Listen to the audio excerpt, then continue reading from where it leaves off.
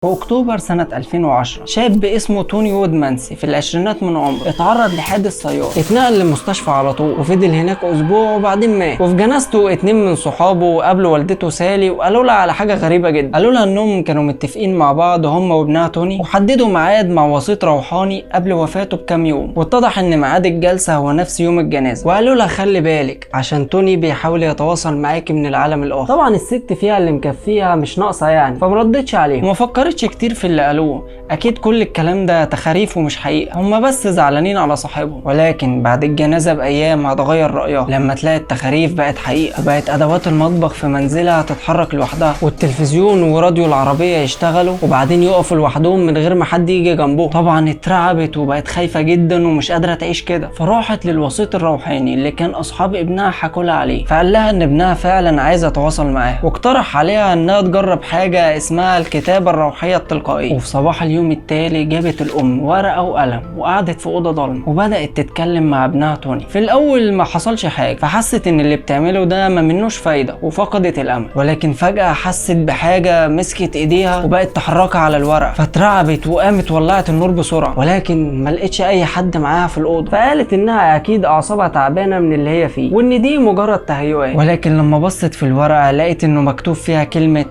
توني. اهلا بيكم في برنامج منظور اخر.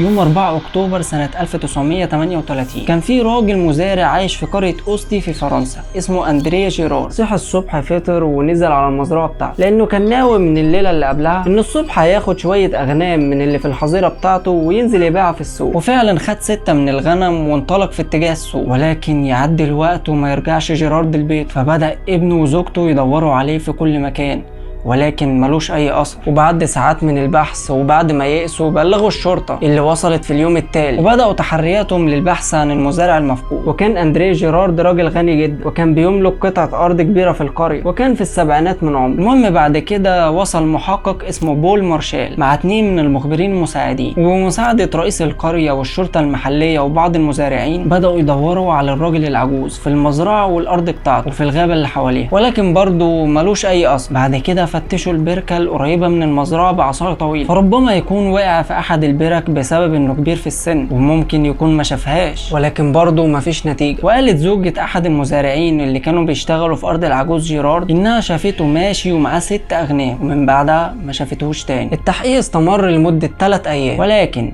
الكل فشل في حل اللغز، والموضوع كبر جدا وعمل ضجه كبيره. فسمع بقصه المزارع ده الدكتور يوجين فافروا مدير معهد الميتافيزيقا في باريس وقتها، وعرض على قسم شرطه ليموج المساعده في العثور على المزارع المفقود، وفعلا وافق المأمور. ولكنه اتفاجئ لما لقى الدكتور يوجين بيقول له انه مش هيشارك في البحث، هو بس محتاج اي حاجه تخص المزارع ده حتى لو كانت صغيره. استغرب في الاول ولكن بعد كده وافق، وفعلا جابوا له وشاح اخضر بيخص المزارع العجوز. فاخد دكتور يوجين الوشاح ده وراح بيه لشقه امراه اسمها ايديس موريل، واللي كانت بتشتغل كوسيط نفسي وكان عندها موهبه او حاسه سادسه وتقدر تتواصل مع الموتى وارواحهم. فسالها الدكتور يوجين ان كانت تقدر تقدم اي معلومات عن صاحب الوشاح ده، فحطت الوشاح على ترابيزه قدامها وفضلت تبص ليه كتير، وبعدها قالت ان صاحب الوشاح دلوقتي لابس ستره وسروال خشن، وان في شخص خطفه والشخص ده خده للغابه وكان لابس معطف اسود وقبعه سودا. فسالها الدكتور يوجين هل الراجل العجوز بخير؟ فقالت له لا، هو دلوقتي ميت في الوحل. فقال لها فين جثته، ووصفت له مكان في الغابه، برغم انها ما كانتش تعرف المكان ده وما راحتلوش قبل كده، ومع ذلك وصفته بالتفصيل ورسمت خريطه كمان لمكان جثه الراجل العجوز. فسالها الدكتور هودجسون عن اوصاف الراجل اللي قتله، فقالت له انها ما تعرفش غير ان في ايد من ايديه الصوابع فيها مش كامله. فبعت الدكتور يوجين كل المعلومات دي للشرطه، وراحوا للغابه ودوروا في المكان اللي الست دي رسمت فيه مكان الجثه، وفعلا لقوا جثه الراجل العجوز ميت برصاصه في راسه. وبعدها القوا القبض على عامل سيارات عاطل عن العمل اسمه باربيه، كانت صوابع ايده الشمال مقطوعه، وقدروا يعثروا كمان على البندقيه اللي نفذ بيها الجريمه معاه. واعترف الراجل ده ان هو فعلا اللي قتل العجوز جيرارد، واتصدم انهم عرفوا ان هو القاتل لان محدش شافه وهو بيرتكب الجريمه في اليوم ده. وبقى ضباط الشرطه مش مصدقين اللي حصل، وان ازاي المعلومات اللي جات لهم كانت صح كلها. وتم اعدام القاتل في يناير سنه 1939.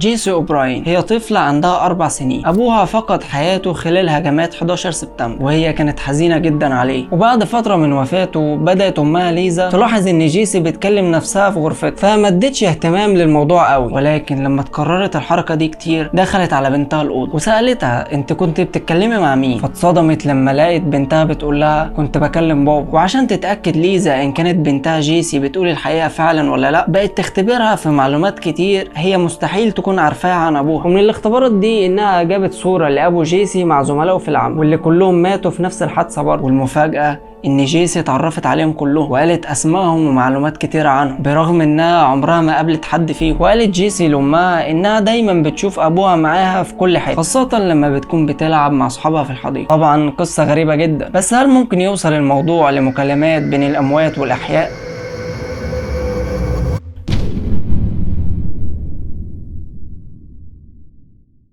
في عام 1988 اتعرض فرانك جونز وعيلته لأحداث غريبة، وكان بيطاردهم شبح أو روح شريرة في منزلهم في بلاك بول. فكانت أغطية السراير بتتشال والأطفال نايمين، والأبواب بتتقفل وتتفتح لوحدها، وحنفيات المية دايما شغالة لوحدها وما بيقدروش يقفلوها مهما حاولوا، لحد ما تعبوا من قلة النوم والرعب اللي بيحصل لهم كل شوية. فاتصل فرانك بالكنيسة وطلب مساعدتهم للصلاة في بيته ومحاولة تطهيره من الأرواح الشريرة. ومرت 5 سنين بعد الحادثة دي وكان كل شيء تمام، ولكن بعد كده حلت المأساة على الأسرة، فتوفى ابن فرانك ووراه زوجته سادي بعد 3 شهور. واتدفنت سادي مع تليفونها المحمول لأنها كانت بتحبه جدا. وبعد فترة قصيرة من جنازة زوجته لقى فرانك إن في مكالمة فائتة على تليفون، برغم إن التليفون مرنش، ولما فحص الرقم كان تليفونه الأرضي اللي داخل منزله، لكن ده كان مستحيل، فما كانش فيه أي حد تاني في المنزل وقتها. وبعدها شم فرانك ريحة عطر سادي. ولكن مش ده الغريب، الغريب بقى إن فرانك دايما بتجيله رسائل نصية من هاتف سادي الخلوي اللي المفروض مدفون معاه، وكانت الرسائل بتحتوي دايما على عبارات قالتها سادي كتير وهي عايشة.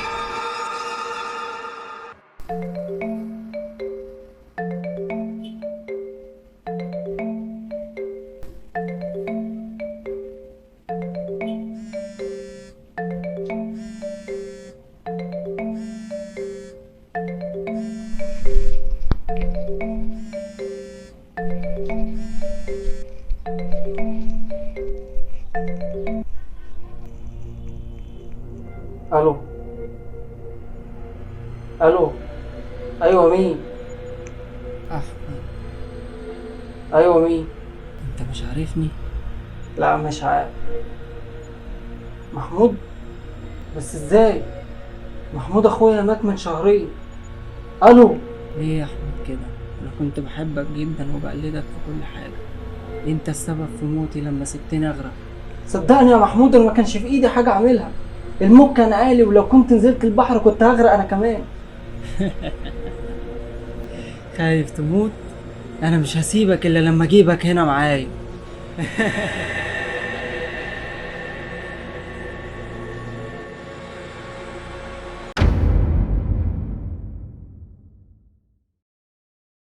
الاتصال بالموتى شيء مثير جدا للجدل ومرعب في نفس الوقت، ففي ناس كتير بيدعوا انهم بيقدروا يتواصلوا مع الموتى ويتكلموا معاهم ويعرفوا معلومات كتيرة عنهم، وعشان كده كانت قصة السيدة ليونورا بيبر اكتر حاجة شغلة الباحثين لمدة 20 سنة. فكانت السيدة ليونورا بيبر بتمتلك قدرة خارقة عظيمة محدش يعرف سببها ايه ولا بتعمل كده ازاي، فكانت بتقدر تتواصل مع الموتى بطريقة غريبة جدا عن طريق انها بتفقد الوعي، وخلال فترة اغمائها بيتم الاتصال بالاموات وارواحهم. وقصة الست دي حيرت ناس كتيرة جدا على مر السنين، ولكن في نفس الوقت امدت الباحثين الروحانيين بثروة كبيرة جدا من المعلومات والمواد اللي اعتمدوا عليها في دراستهم. والست دي استغلت القدرة الخارقة اللي عندها وابتدت تساعد بها الناس عن طريق عمل جلسات بتتواصل فيها مع موتى الناس دول. ففي دكتور اسمه جيمس سمع عن الست دي من واحد قريبه حضر لها جلسة في منزلها في بوسطن، وقتها الدكتور جيمس لما سمع حكايتها فضل يضحك ويقول انها كدابة وبتخدع الناس. بتخدع الناس ازاي بقى؟ قال انها اكيد بتجمع المعلومات عن زباينها عن طريق عملاء مأجورين من شواهد القبور ومن السجلات المدنية ومن الخدامين اللي بيشتغلوا عند الناس دول، وتضحك على الناس وتخدعهم بانها بتقدر تتواصل مع الموتى. ولكن قريب الدكتور جيمس كان مصر على ان السيدة بيبر مش بتكذب او بتخدع الناس وانها فعلا عندها قدرات خارقة. وهنا قرر الدكتور جيمس انه يحضر احد جلساتها بنفسه عشان يشوف ايه حكاية الست دي، واتفاجئ جدا لما شاف الست دي، فكانت جميلة جدا ومظهرها لطيف وناعم لانه رسم لها صورة في خياله مختلفة جدا وبشعة عن اللي شافه وقتها. وفي الوقت ده كانت السيدة بيبر في حالة من الغيبوبة وطالع منها صوت خشن رجولي وفيه لكنة فرنسية، وعرف بعدها ان جواها روح راجل اسمه فاينوي، وده كان طبيب فرنسي متوفى من مدينة ميدز، وهو ده السبب في قدراتها الخارقة. وبعد ما حضر جلسات كتيرة للسيدة بيبر اتأكد الدكتور جيمس انها مش بتخدع الناس فعلا. وفي مرة من المرات سأل الدكتور جيمس السيدة بيبر عن مكان دفتر شيكات امه اللي ضاع منها، ووصفت مكان الدفتر بدقة شديدة. وفي مرة تانية قالت السيدة بيبر للدكتور جيمس ان عمته اللي عايشة في نيويورك ماتت، وبمجرد وصوله لبيته لقى الدكتور جيمس برقية بتعلمه بخبر وفاة عمته. ولكن برغم كل الاحداث دي الا ان الدكتور جيمس فضل عنده شك بسيط في السيدة بيبر. ففي مرة خد معاه زميل ليه، ولما دخلت السيدة بيبر في غيبوبة كالعادة سألها عن زميله ده، فقالت اسم الراجل ثلاثي واسم ابوه وامه والامراض اللي كانت عنده وكتير من المعلومات الشخصية اللي محدش يعرفها غيره. فخلاص ايقن الدكتور جيمس ان السيدة بيبر فعلا مش عادية، وكتب تقرير عنها وبعته للجمعية البريطانية للبحث النفسي، فاستهزأوا بيه وضحكوا عليه ان واحدة زي دي قدرت تخدعه. وعشان يأكدوا له الكلام ده بعتت الجمعية محقق من عندها للبحث والتحقق من السيدة دي. المحقق ده كان اسمه الدكتور هودجسون، فراح مع الدكتور جيمس عشان يحضروا جلسة من جلسات السيدة بيبر. ولما دخلوا عندها قدم الدكتور جيمس الدكتور هودجسون ولكن باسم تاني غير اسمه، وقال لها ان اسمه السيد سميث. ولكن لما بدأت الجلسة كشفت السيدة بيبر عن اسمه الحقيقي، وقالت كمان اسماء اخواته كلهم ومعلومات كتيرة عنهم، منها ان اخوه الصغير اتوفى من سنين، وحكت كمان عن لعبته المفضلة. فاتجنن الدكتور هودجسون من اللي حصل ده وازاي عرفت كل المعلومات دي عنه، فاستأجر مخبرين وبدأوا يتعقبوا السيدة بيبر عشان يعرفوا اذا كانت بتتصل بحد يقول لها كل المعلومات دي. وبعد عامين من البحث ابتدى يقتنع الدكتور هودجسون ان السيدة بيبر فعلا بتمتلك قدرات خارقة، ولكنه كان بيكذب نفسه برضه ومش عايز يصدق، فقرر انه ياخد السيدة بيبر لدولة تانية عشان يتأكد من صدقها. ووصلت السيدة بيبر لإنجلترا عام 1900 وسكنت في أحد المنازل، وتم تغيير طاقم الخدم كله وتفتيش جميع حقائبها، وتمت مراقبتها باستمرار من بعض أعضاء الجمعية البريطانية للطب النفسي، وأقامت هناك 3 شهور، وعملت خلال المدة دي 88 جلسة، وقالت مئات التفاصيل بدقة كبيرة، وأثبتت للجمعية أنها فعلا مش بتكذب. وفي عام 1910 اعتذرت السيدة ليونورا بيبر جلساتها الروحية بسبب تدهور حالتها الصحية. الغريب في الموضوع بقى إن السيدة بيبر ما كانتش تعرف اي حاجة عن قدراتها الخارقة دي، لانها مش بتتذكر اي حاجة بتحصل لها لما بتفقد الوعي، وكأنها بتكون شخص تاني لما بتدخل للغيبوبة.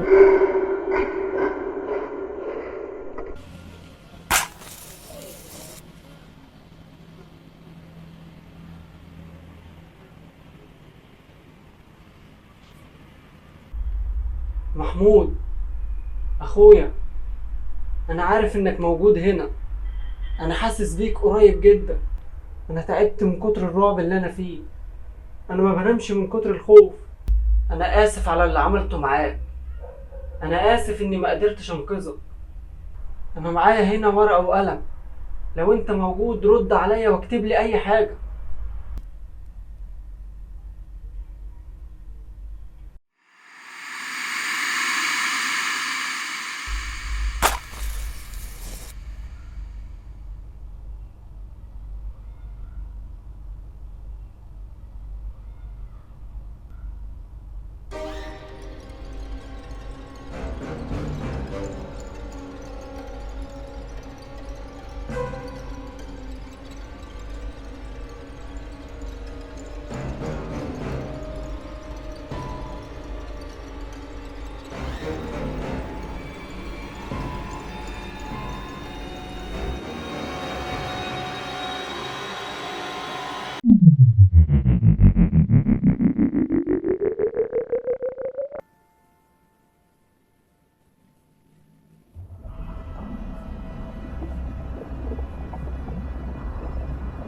يا عبد الله، أنت في طريق النار. الصلاة، الصلاة، الصلاة.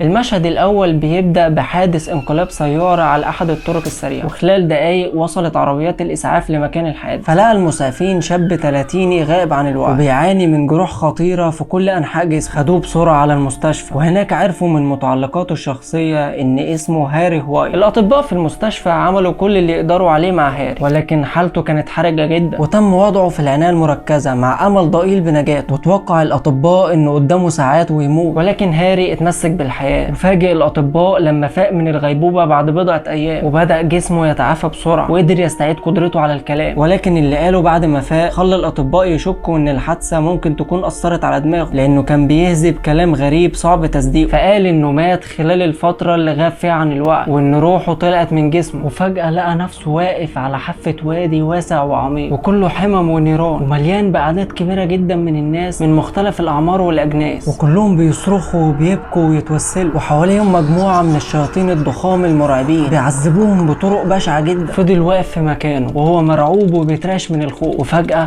لقى 4 من الشياطين الضخام جايين ناحيته، وفي ايد كل واحد منهم سلسلة طويلة وغليظة. فكان عايز يهرب منهم، لكن في حاجة سمرته في مكانه وما قدرش يتحرك. ولما وصلوا ليه صرخوا فيه صرخة مدوية خلت الوادي كله يترج من قوتها، وبعدين رموا السلاسل عليه وفضلوا يسحبوه لقعر الوادي وهم بيتوعدوه بالويل والعذاب. في اللحظة دي أدرك هاري إنه مات، ومر شريط حياته كله قدام عينيه كأنه فيلم سينمائي، وأدرك إن حياته كلها كانت مليانة بالذنوب والمعاصي، فأيقن إنه خلاص من أهل الجحيم. وفضل يصرخ ويولول على نفسه، ولكن محدش واخد باله منه. ففي الوادي الرهيب ده الكل بيصرخ ويتوسل. بعد كده الشياطين دول خدوا هاري لداخل الوادي لحد ما وصلوا الحفرة كلها نار، وكانت ألسنة اللهب زي الأفاعي. فأدرك هاري إن دي هتكون حفرته، فلكل شخص في الوادي ده حفرة خاصة بيه. رمى الشياطين لداخل الحفرة وبدأوا يعذبوه أشد العذاب، وكل ما يتحرق جسمه ويسيح جلده من شدة الحرق والضرب كسوه جلد جديد. وساعتها حس هاري إنه هيفضل في العذاب ده للأبد. ولكن فجأة ظهرت إيد بيضة مجهولة ومسكته من رقبته وسحبته من الحفرة، وطارت بيه بعيد عن الوادي المخيف ده. وكان آخر حاجة فاكرها هاري وهو خارج من الوادي وهو منظر الشياطين وهم بيطيروا وراه وبيحاولوا يمسكوه تاني. فغمض عينه من شدة الرعب، ولما فتحها تاني لقى نفسه رجع للمستشفى ونايم على سريره في غرفة الإنعاش. طبعا قصة هاري كانت غريبة جدا، عشان كده محدش صدقه، وقالوا ان اكيد ان الإصابة أثرت على دماغه، ولحد كده ممكن نعتقد ان قصة هاري انتهت، ولكن في الحقيقة هي لسه بتبتدي.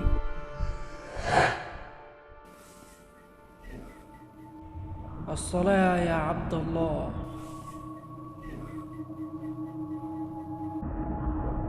استقم يرحمك الله. أول ما يسأل عنه العبد يوم القيامة الصلاة. الصلاة الصلاة الصلاة.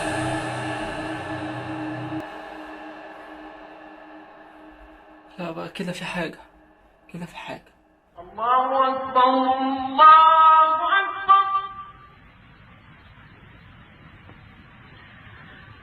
الله.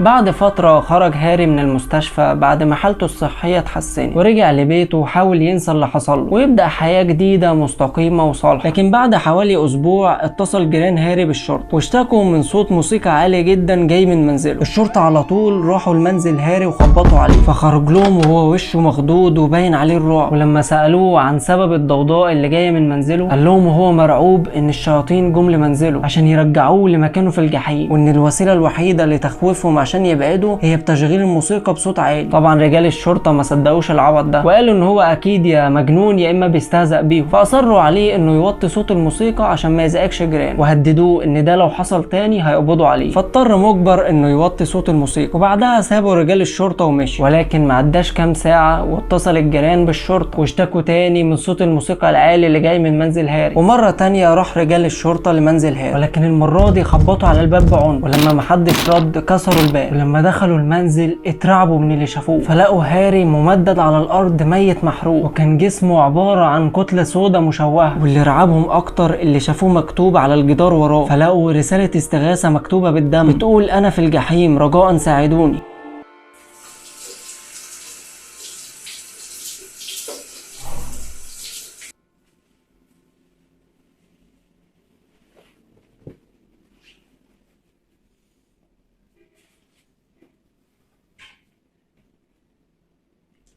الله أكبر.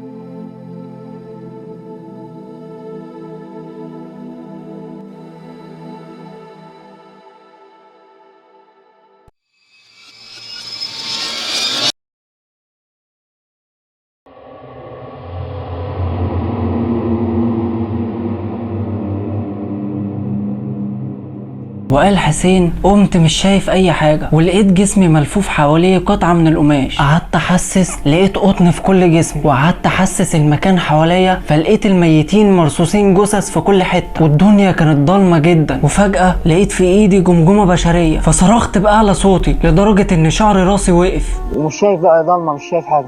لقيت بقى شعري وقف، كان خشن ما كانش كده. لقيت شعري وقف بقى، وقف كده زي مقشه جريد حضرتك كده، وجسمي كله اتنفض بقى.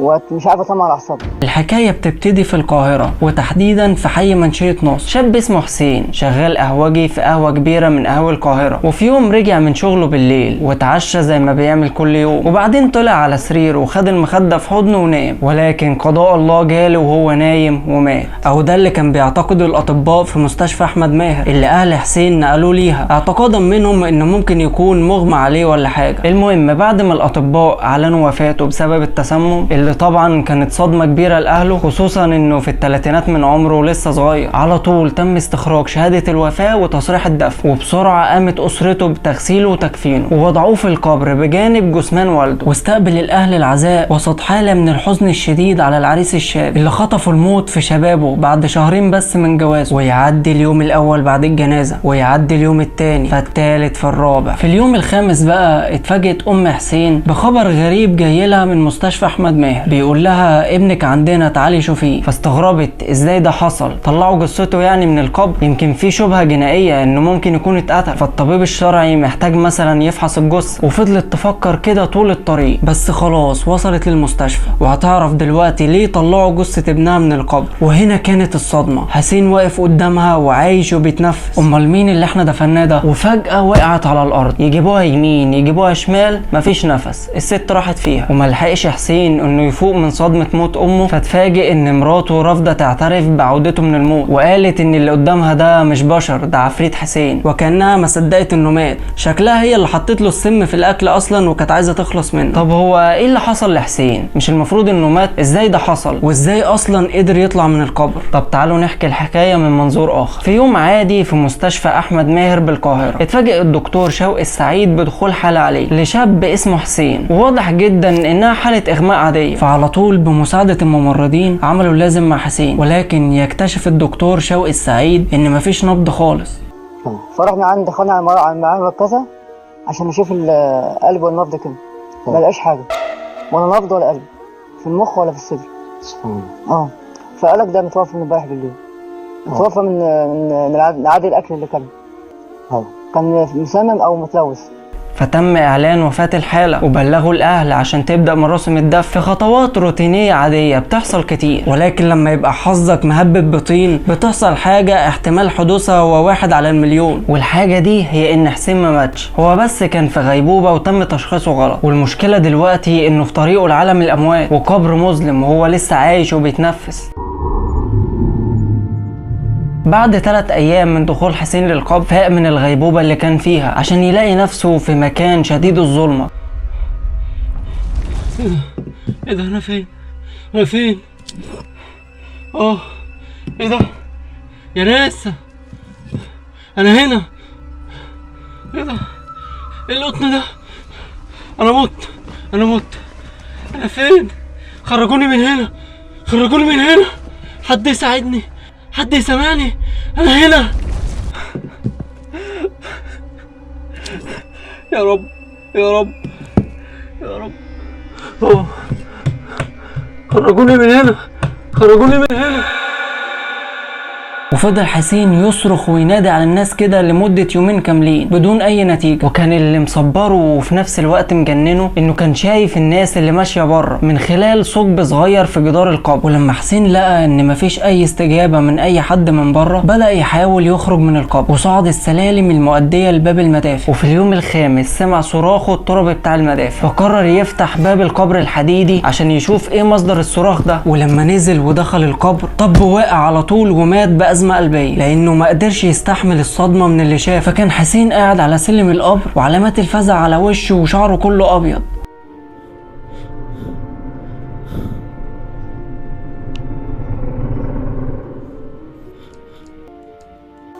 جه ربع يوم برضه سمعوني الناس راحوا للتربي، قال لك لا ده في حد شيطان هنا بعيد عنك او حد ساحر ساحر. الناس ظنت ان ده جن يعني. فراحوا التربي قالوا له ده سمع صوتي. تمام بقى الراجل التربه طلعني وبص في وشي مات، توفى اتكل على الله. التربي اول ما مسكك طلعني بره ورماني ومات، جت سكته قلبيه. لا حول. ما انا كنت بقى ما كنتش كده هيكل عظم، كان الدم كله اتصفى من جسمي. كنت هيكل، ما كنتش كده، كنت اي حد يشوفني يجري مني، كنتش كده. وتم نقل حسين على طول لمستشفى احمد ماهر. ولما شافوا الاطباء اتصدموا صدمه كبيره جدا، بل ان اغلبهم خاف حتى يقرب منه او يفحصه ووصفوه بالعفريت. ولما امه شافته طبت ساكته وماتت على طول. وبعدها فضل حسين في المستشفى فقد القدره على الكلام، وبعد 3 شهور خرج من المستشفى ورجع لبيته. وبكده هتكون عوده حسين للحياه مره تانية كلفته موت والدته وخساره زوجته وصحته وحياته، وبقى يعاني من الوساوس وكتير من الامراض النفسيه والجسديه. عشان كده قرر ينتقم من الدكتور اللي شخصه تشخيص خاطئ وكان السبب في كل اللي حصل له ده. ولكنه اتفاجئ ان مدير المستشفى شطب اي اثر لاسمه من سجلات ودفاتر المستشفى، وطبعا كده مش هيقدر يثبت اي حاجه او يرفع عليهم قضيه.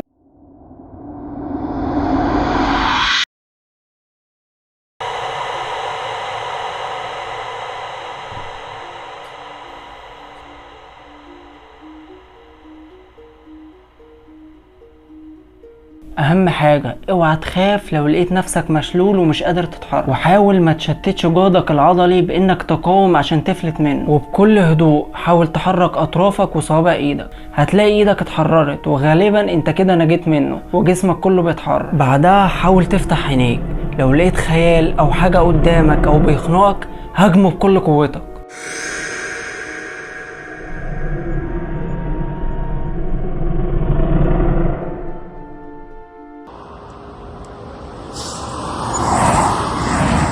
الحكاية بتبتدي في الولايات المتحدة في سبعينات القرن الماضي، لما لاحظ بعض العلماء حدوث عدة وفيات مفاجئة بين اللاجئين من عرق الهامونج الآسيوي، وبعدها اكتشفوا انه في آسيا الحالة دي قديمة جدا ومعروفة بين السكان في لاوس والفلبين، وخاصة بين الرجال من عرق الهامونج. فالعلماء شافوا ان العوامل الوراثية ممكن تكون هي السبب في حدوث الظاهرة دي، الا ان النظرية دي ما فسرتش ليه بتحصل حالات وفاة بنفس الطريقة عند كتير من الشعوب، وحاول الأطباء إيجاد تفسيرات منطقية للحالة ولكنهم فشل. والسبب الحقيقي لحدوث المتلازمة دي فضل لغز مجهول. متلازمة الجاسوم او الموت المفاجئ اثناء النوم هي حالة موت غير متوقع ومفاجئ بتحدث اثناء النوم، بتصيب الشباب الاصحاء اللي عمرهم ما اشتكوا من اي مرض وبتقضي عليهم، واغلب الضحايا من الرجال وكلهم فرقوا الحياة وهم نايمين، وفي عدد قليل جدا من اللي مروا بالحالة دي نجوا منها، ووصفوا تجربتهم انهم فجأة صحيوا من النوم وهم مرعوبين وفي حالة شلل تام ومش قادرين يتحركوا، وكان في حاجة بتضغط على صدورهم بقوة لدرجة انها بتخنقهم، وحسوا بوجود كائن غريب معاهم في الأوضة لكنهم مش قادرين يشوفوه.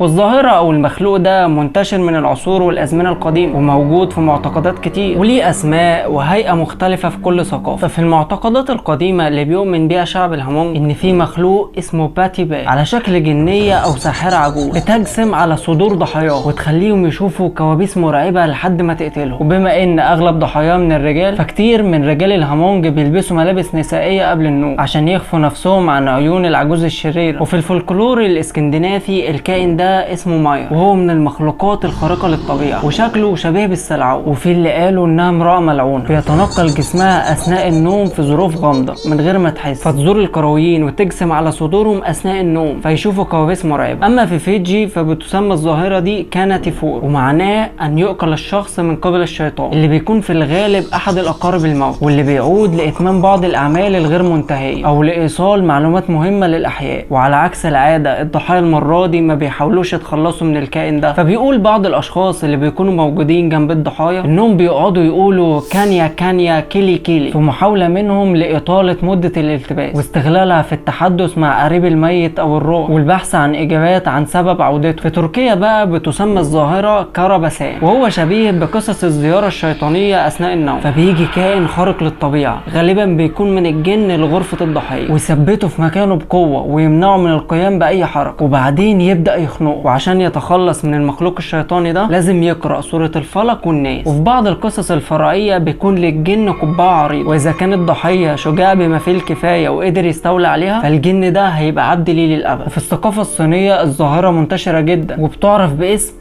غويا تشين واللي ترجمتها الشبح الذي يضغط على الجسم، ولكن في الصين الشبح ده مختلف شويه، ففي اعتقادهم ان الشبح ده عباره عن فار. ايوه انت سمعت صح، والفار ده بيسرق انفاس البشر في الليل وده بيساعده يبقى اقوى وبيطول من عمره وقدرته على التحول لانسان خلال الليل. انما في الاساطير الكشميريه فهو مخلوق غير مرئي بيسمى باسكدار او صايع، وبيعتقد الناس هناك ان المخلوق ده عايش في كل بيت وبيهاجم اي شخص داخله لو البيت مش نظيف او لو محدش بيعبد ربنا فيه، وبيهاجم كمان الاشخاص اللي بيقترفوا المعاصي والذنوب وبيعملوا اعمال شريره. طب والله الشبح ده محترم، ربنا يكتر من امثاله. والظاهره موجوده برضو في ثقافه البشتون وتعرف باسم خباث، وبيسود الاعتقاد هناك انه عباره عن شبح لا يمتلك اصابع الابهام، فلما بيحاول الشبح انه يخنق الضحيه عن طريق الضغط على حلقها والجلوس على صدرها وبسبب عدم امتلاكه لاصبعي الابهام ما بيقدرش يخنق الضحيه كويس باعتماده على باقي الاصابع. واخيرا في الثقافه العربيه هنلاقي الجاسوم واللي بتعني جلوس شيء ثقيل على صدره، وهو عبارة عن شيطان أو عفريت بيجلس على الشخص وبيحاول يخنقه.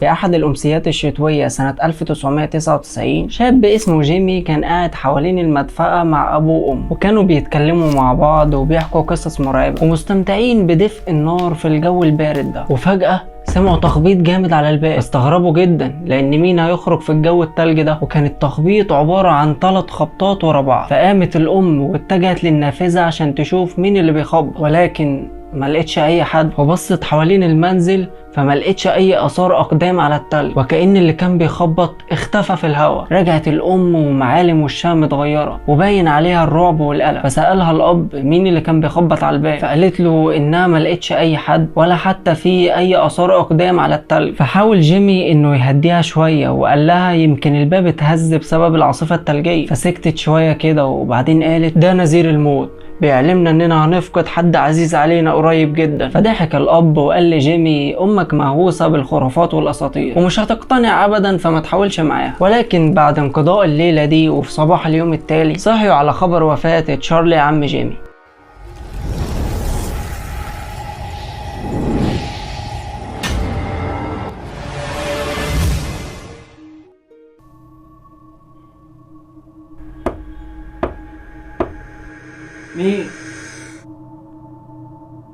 مين؟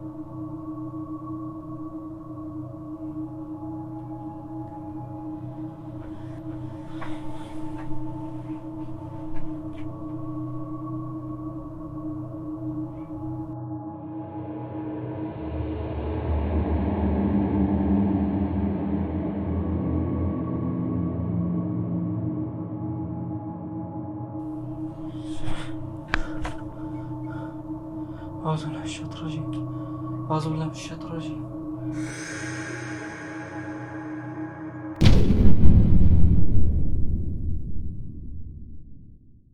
بيرجع أصل أسطورة طارق الموت للعصور القديم. فكانت بتعتقد بعض قبائل الهنود الحمر إن قرع الطبل 3 مرات نذير شوق، بيدل على إن أحد الأقارب هيموت بعد 3 ساعات أو أيام أو شهور، أو إنه مات بالفعل. والأسطورة دي مش منتشرة في الأمريكتين بس، لا ده في أنحاء كتيرة جدا من العالم. ففي أيرلندا واسكتلندا بيعلقوا عصيان معدنية خارج المنازل، وإذا أصدرت صوت لأكتر من دقيقتين فده بينذر بوفاة أحد المقربين. والأسطورة دي موجودة في الهند كمان. فاعتاد سكان القرى في ولاية كارناتاكا في جنوب غرب الهند على كتابة عبارة نيل با على جدران منازلهم، واللي معناها عليك العودة غدا. فبيعتقد بعض القرويين ان في شبح عروس ارملة بيطوف بالليل وبيترك البيبان، واذا حد فتح له بيموت. وممكن الشبح يخدع فريسته وينادي عليه بصوت شبه حد يعرفه زي امه او ابوه او اي حد من قرايبه. وعشان كده سكان القرى في الهند مش بيفتحوا الباب لاي حد يخبط عليهم في الليل لحد ما يعدي عدد الخبطات 3 خبطات. فالشبح مش بيخبط على الباب اكتر من 3 مرات. وكتبت عبارة عليك العودة غدا بتخلي الشبح يمشي ويرجع في اليوم اللي بعديه، وكل يوم على الحال ده لحد ما يقع في فخ التكرار والدايرة المفرغة. هو الشبح عبيط اول الدرجة دي؟ ومش بعيد عن الهند في مملكة تايلاند في جنوب شرق اسيا بتتكرر نفس الاسطورة. وبيعتقد سكان القرى في ضواحي العاصمة بانكوك ان في شبح ارملة بتحوم حوالين المنازل بالليل وبتاخد الشباب من الرجال للعالم الاخر عشان تتجوزوا. وعشان كده الرجالة في القرى دي بيلجأوا الحيل عجيبة جدا عشان يهربوا من الشبح ده. فمنهم اللي بينام تحت السرير، ومنهم اللي بيلبس ملابس نسائية وبيحط مكياج عشان يخدع الشبح ويفتكروا ست مش راجل. ولما فشلت الحيلة دي عمل السكان تماثيل باللون الاحمر وحطوها قدام منازلهم عشان تطرد الارواح الشريرة. لا هو فعلا لا اما الشبح ده عبيط جدا يا اما الناس دول جهلة وموهومين. وبرغم ان اللي بيعملوا القرويين دول حاجة مضحكة جدا لاي حد بيسمعها، الا ان الموضوع ده بالنسبة لهم جد وخطير جدا. ومن سنة 1983 لحد بداية التسعينات شهدت القرى دي عشرات الوفيات لشباب اصحاء عمرهم ما اشتكوا من اي مرض. وده ساهم في نشر الرعب من اسطورة شبح الارملة القاتلة. ومع انتشار الغموض والجهل كان لازم العلماء يتدخلوا في الموضوع ويحلوا لغز الوفيات الغامضة في القرى دي. وبعد البحث واجراء التجارب ودراسة الموضوع ظهر وزير الصحة التايلاندي في مؤتمر صحفي واعلن ان سبب الوفيات الغامضة في القرى دي هو النظام الغذائي السيء لاهلها. فكان اغلب سكان القرى دي من الفقراء، وكانت اكتر اكلة بياكلوها هي عبارة عن رز مهروس وممزوج بعصير السكر، يعني حاجة اول ما تسمعها كده تجزع. وطبعا النظام الغذائي ده مليان كربوهيدرات وما فيهوش الفيتامينات اللي بيحتاجها الجسم، فده بيؤدي لاضطرابات في مستوى الانسولين واللي بيتسبب في وفاته. وفعلا انخفضت نسبة الوفيات بعد تغييرهم للنظام الغذائي ده.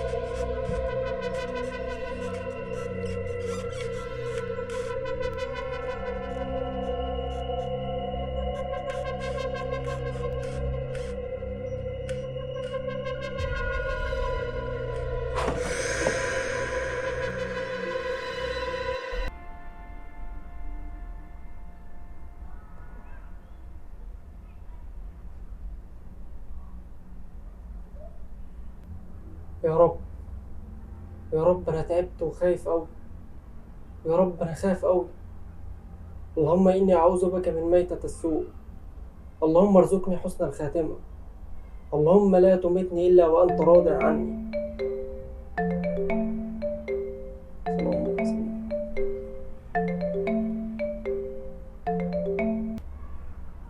الو، ايه يا محمود؟ ايه يا عم فينك مختفي كده ليه؟ يا عم سيبني في حالي، انا بقالي فترة تعبان وبتحصل لي حاجات غريبة. حاجات غريبة ايه يا ابني؟ طب احكي لي كده.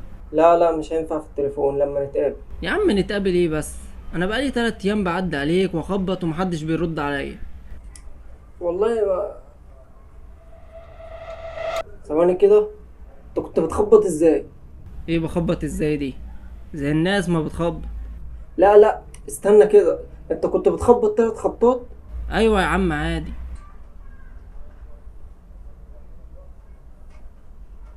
الحمد لله الحمد لله.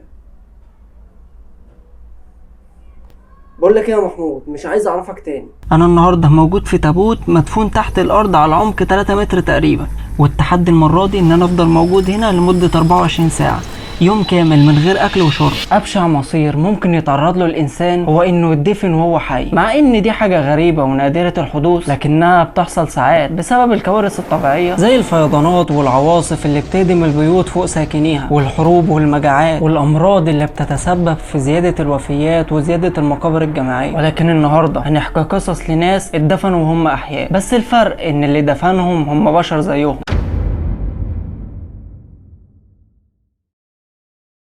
الحكاية بتبتدي في شهر يناير عام 2016 لما نشرت أحد الصحف في تنزانيا قصة غريبة جدا. بطلة القصة بنت أفريقية جميلة في العشرينات من عمرها. اللي حصل إنها كانت على علاقة بشاب غني جدا وفاحش الثراء في تنزانيا، لكن اللي ما تعرفوش هو الجانب الآخر من شخصية الشاب ده. فكان بيخفي سر خطير جدا في حياته، وهو إنه بيمارس طقوس السحر والشعوذة، وخصوصا السحر الأسود عشان يزيد من ثروته. ونصحوا أحد المشعوذين بدفن البنت اللي بيحبها تحت الأرض وهي حية عشان ثروته تزيد جدا. وبالفعل بدأ المجرم ينفذ الخطة، وعمل حاجة شبه القابو وغطاه بالقماش، وربط البنت المسكينة ودفنها تحت الأرض، وما خلاش إلا راسها بس هي اللي ظاهرة فوق الأرض عشان تقدر تتنفس. وكان بيأكلها مرتين بس في الأسبوع. وبعد 8 شهور شك الجيران في تصرفاته الغريبة فبلغوا الشرطة، وبالفعل وصلت الشرطة المكان واعتقلوه، وقدروا يلاقوا البنت بعد بحث طويل في المكان وتم إنقاذها. وطبعا كانت في حالة صعبة جدا ومحتاجة لإعادة تأهيل، فهي فقدت القدرة على الكلام بسبب طول مدة عزلتها، وكمان ما بقتش تعرف تمشي بسبب انحناء عظامها لطول فترة احتجازها. السلام عليكم ورحمة الله وبركاته. اهلا بكم في فيديو جديد وتجربة جديدة. انا النهاردة موجود في تابوت مدفون تحت الارض على عمق 3 متر تقريبا، والتحدي المرة دي ان انا افضل موجود هنا لمدة 24 ساعة، يوم كامل من غير اكل وشرب. انا عارف ان هو تحدي مجنون جدا، بس كله عشانكم. يلا بقى اعملوا لايك وشير، واللي مش مشترك في القناة يشترك دلوقتي عشان ما تفوتوش التحديات الجاية. صح، نسيت اقول لكم، انا عشان اخلي التجربه دي اكثر واقعيه معرفتش اي حد عن اللي انا بعمله هنا ده، يعني محدش يعرف مكاني، والوحيد اللي يعرف كل حاجه هو صاحبي واخويا محمود، وهو اللي هيساعدني في التحدي ده، وهو اكيد اللي هيطلعني بعد ما التحدي يخلص. استنوا هرنلكوا عليه.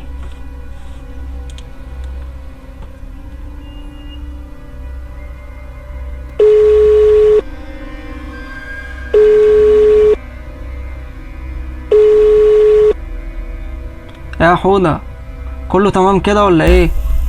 يا اخويا كله تمام. انت فين كده؟ انت روحت ولا ايه؟ يا اخويا انا في البيت دلوقتي.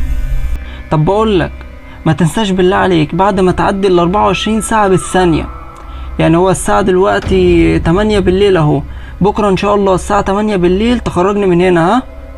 الجو هنا حر قوي، مش كنا عملنا التجربة دي في الشتاء احسن؟ متقلقش يا اخويا، كله تحت السيطرة، انت معاك رجال. حبيبي يا حوضة، والله مش عارف من غيرك كنت عملت ايه. طب بص، بقولك انا هقفل دلوقتي وهنام شوية كده وهكلمك تاني. ها؟ يلا سلام.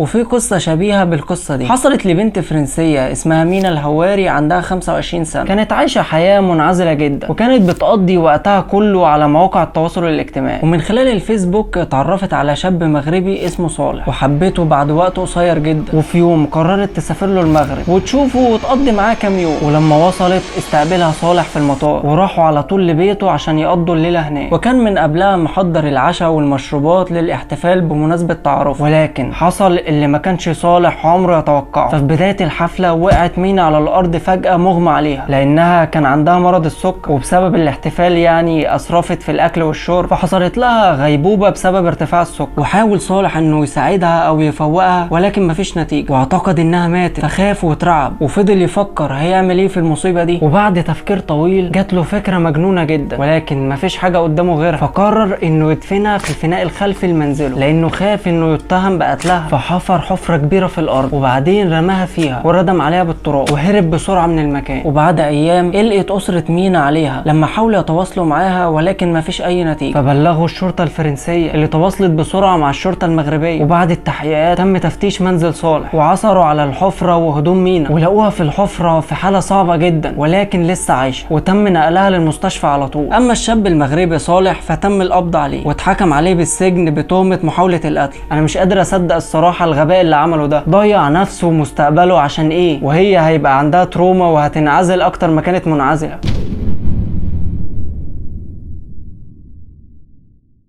وفي قصة تانية بس المرة دي في روسيا. ناتاليا باسترينيك هي امرأة روسية عندها 55 سنة، خرجت للتنزه مع كلبها في أحد أيام شهر مايو سنة 2015 بإحدى الغابات المحيطة بمنطقة سيبيريا. واثناء ما كانت بتبحث عن بعض الاعشاب هجم عليها دب عملاق وعضها في رجليها وتسبب لها بجروح كتير خطير، وحاولت تقاومه بكل قوتها لحد ما فقدت الوعي بسبب النزيف الشديد. ولما حس الدب انها ماتت سحبها ودفنها في التراب عشان ياكلها في وقت تاني.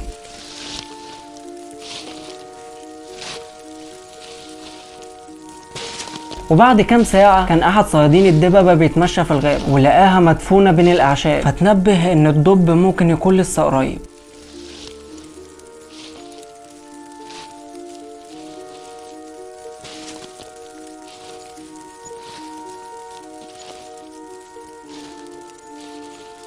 فضل يدور عليه لحد ما لقاه واطلق عليه النار وقتله، وبعدها انقذها وخدها بسرعه للمستشفى. والحادثه دي انتشرت انتشار واسع جدا بين الصحف الروسيه في الوقت ده.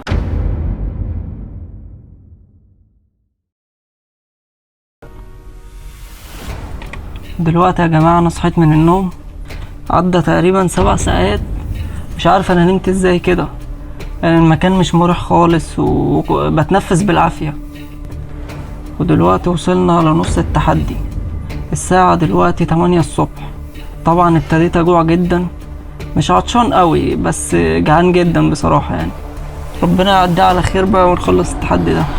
ومن روسيا هنسافر في اتجاه الصين وتحديدا في مقاطعة دونج دونج. ففي يوم ولدت سيدة صينية اسمها لوزيان طفل جميل، ولكن لانهم من منطقة بينتشر فيها الجهل بصورة كبيرة جدا اعتقدت الام انها كانت في الشهر الرابع من الحمل، وعشان كده دفنوا الجنين على طول في حديقة المنزل اعتقادا منهم انه اكيد ميت لانه اتولد قبل اوان. واخدوا الام لاقرب مستشفى في مقاطعة دونج دونج، وهناك تم الكشف الطبي عليه، واكد الطبيب انها كانت حامل فيما لا يقل عن 6 شهور، وده معناه ان ممكن الطفل اللي اتولد يكون سليم وعايش. فرجع الزوج بسرعة للمنزل وحفر في الحديقة، وسبحان الله لقى الطفل لسه عايش، وتم نقله للمستشفى. وتبرع الناس بكل اللي يقدروا عليه من اموال للأسرة الفقيرة دي عشان يقدروا ينقذوا الطفل، وفعلا نجا الطفل بعجوبة، وكل ده سببه انتشار الجهل والغباء عند الناس.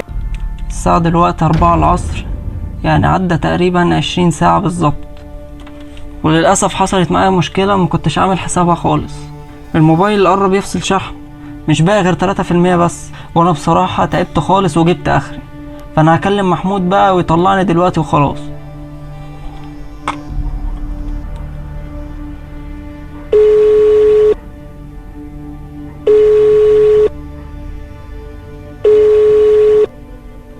ايه ده، محمود ما بيردش، يمكن عشان لسه بقى 4 ساعات.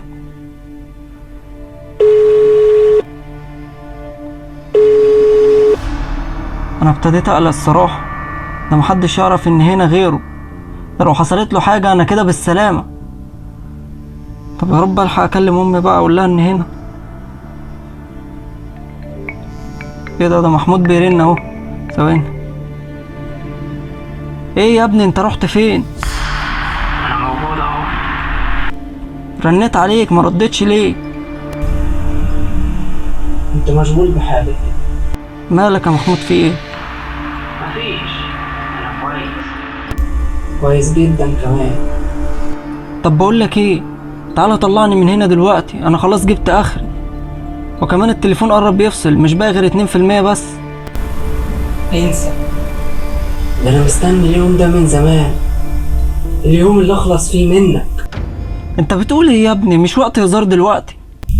طول عمري بكرهك عشان انت احسن مني في كل حاجه، والناس كلها بتحبك مش عارف على ايه، وفي نفس الوقت شايفيني قلب اسود وبيحتقروني.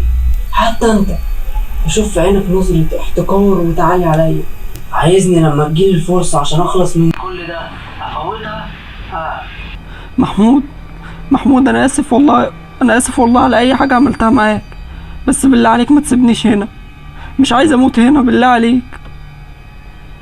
الو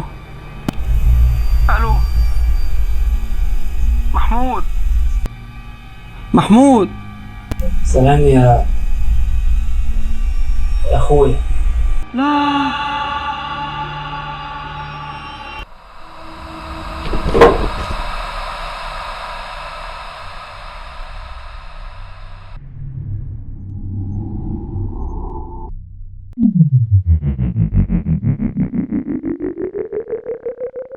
جو غريب شبه أجواء السحر وتحضير الأرواح. 8 أشخاص قاعدين في استوديو معزول عن البيئة الخارجية ومؤثراتها على حدود مدينة فيينا عاصمة النمسا، ومنتظرين يسمعوا الأصوات اللي مفروض مستحيل حد يسمعها، لأنها أصوات القتلى اللي على وشك يقولوا أسماء قاتلهم المجهولين، زي ما بيزعم واحد اسمه هانز لوكش. 15 ابريل عام 1977 خطرت لهانز لوكش العالم النمساوي المختص بدراسة الصوتيات فكرة غريبة شوية، فاعتقد انه يقدر يتكلم مع الاموات اللي اتقتلوا عن طريق اجهزة خاصة ومتطورة، وفكر انه يدي تجاربه وابحاثه عن الاصوات دي لمعهد ابحاث الجرائم قبل 3 ايام من لقائه مع اصدقائه اللي بيشاركوه نفس الاهتمام، وابتدوا يعملوا اول اختبار حقيقي. ففي جريمة قتل وقعت في مدينة لينز النمساوية، اتقتل فيها الموظف غونسر بار في الشارع بطعنة سكين، وساعتها ما قدرتش الشرطة انها توصل لاي اثر يقود لمعرفة القاتل. على الناحية التانية في استوديو الاصوات في فيينا اللي بتبعد عن مكان وقوع الجريمة حوالي 190 كيلومتر، شغل هانز لوكش واصدقائه 8 اجهزة تسجيل. ولما بدأت الاشرطة تدور قال لوكش في ميكروفونه وسط سكون تام في الغرفة: ونادي غونسر بار، هل تعلم بأنك في العالم الآخر؟ وسكت شوية، وبعد 10 ثواني قال: رجاء هل بإمكانك أن تبلغ عن نفسك؟ وبعدين قال: هل تعرف قاتلة؟ في حالة الإجابة قل لنا اسمه. وبعدها انتهى الاختبار. ولما شغلوا شريط التسجيل سمعوا رد سريع ومفهوم عن السؤال الأخير، فكان في صوت بيقول: لقد كانت هي. وكتب لوكش تقرير مفصل عن الحدث ده ووضع الشريط المسجل في الأرشيف. وبعد أيام قرأ في الصحف عن مراسم دفن القتيل، وعرف كمان إن زوجة القتيل غونسر بار اعترفت بجريمة قتل جوزها. وفضل هانز لوكش واصدقائه كده كل ما تحصل جريمة قتل يجربوا التجربة دي ويعرفوا القاتل، وبعد كده لما بتحل الشرطة اللغز بيطلع نفس القاتل. فساعتها قرر لوكش واصدقائه انهم يطلعوا الشرطة على المعلومات اللي معاهم، ولكنهم فكروا ان محدش هيصدقهم، وعشان كده شالوا الاشرطة في الخزائن. ولكن الموضوع ما فضلش سر، واتنقل عن طريق الاحاديث الخاصة لمجموعات اكبر لحد ما وصل الخبر للشرطة. ولما شافوا ان نتائج التجارب دي مفيدة ليهم اهتموا بيها، ومن ساعتها بقى في 2 موظفين من المباحث الجنائية النمساوية في فيينا يحضروا الاختبارات اللي بيعملها لوكش لما بتقع اي جريمة. وطبعا ما صدرش اي حاجة رسمية عن تجارب هانز لوكش دي، ولكن الاهتمام الزايد من قبل المباحث الجنائية ومواظبة رجال الشرطة على حضور الجلسات الصوتية في استوديو لوكش اوحى ان الموضوع جد فعلا وممكن الاستفادة منه عمليا. وقيل ان الرغبة في عدم تعرض لوكش لاي اذى هي اللي خلت الشرطة تخلي الموضوع ده سر، لانه بيساعد الشرطة في الكشف عن المجرمين والقتلة، ولو ده اتعرف فاي حد ناوي يرتكب جريمة هيروح يخلص عليه الاول عشان ما يتكشفش. يا استاذ خالد، عايزينك تشوف لنا حكاية الأوضة دي، كل ما نأجرها لحد يطفش منيها وبيقولوا انها مسكونة. انا كده بخسر كتير. ما تقلقش يا عم محمد، انا هشوف لك الموضوع ده، سيبني بس في الأوضة شوية وانا هعرف ايه المشكلة.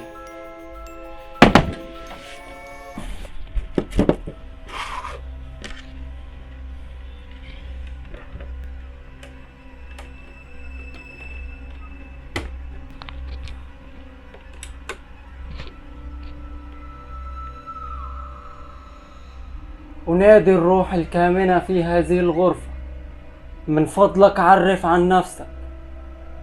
أنادي الروح الكامنة في هذه الغرفة، من فضلك عرف عن نفسك.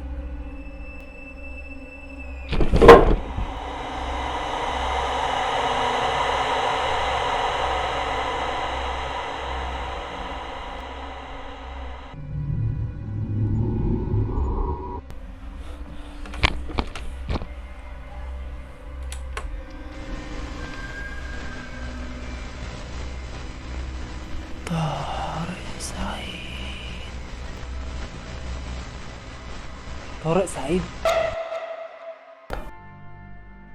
يا استاذ خالد، عملت ايه؟ بقول لك يا عم محمد، هو مين طارق سعيد ده؟ طارق سعيد؟ افتكرته، ده شاب غني قوي قوي، جه اجر الاوضه يومين من حوالي 3 سنين كده.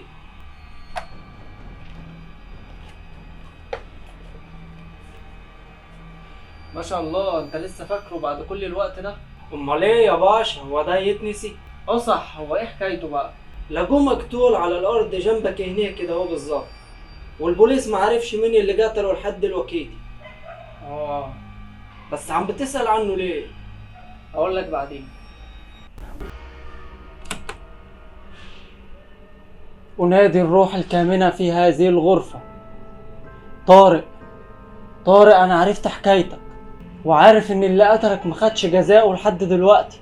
ممكن تقول لي مين اللي قتلك؟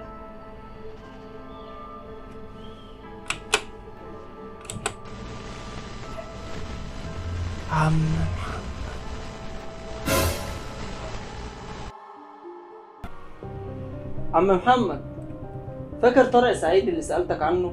يا دي طارق سعيد ده ماله؟ لا مفيش، هو بس قال لي مين اللي قتله. ايه؟ كيف يعني؟ طبعا انت كنت فاكر انك هتنفي بجريمتك عشان مفيش اي شبهة ضدك. شوف ربنا كشفك بعد كام سنة. واه